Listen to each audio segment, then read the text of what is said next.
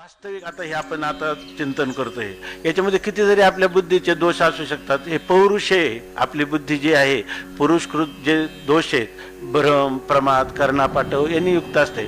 आपल्याला वाटतं आपण ज्ञानेश्वरी सांगतो, पण ज्ञानेश्वरीचं सगळे आशय आपल्याला सांगता येतील असं काही नाही. पण एखाद्याने केवळ एवढं आपल्या याच्यासाठी सांगायचं की आता जे आपल्याला तासभर बोलतात ते ज्ञानेश्वर महाराज आपल्याशी बोलतात. जर आपण एवढ्या भावनेने फक्त ज्ञानेश्वरीची सेवा केली की 1 तास ज्ञानोबारायांचे शब्द आपल्याला मिळतात ऐकायला. आणि ज्ञानेश्वर महाराज हे माऊली आहेत, आई आहेत.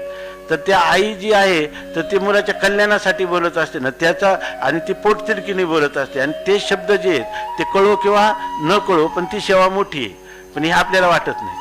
आपल्याला वाटतं की नाही, चिंतन नाही झालं आज.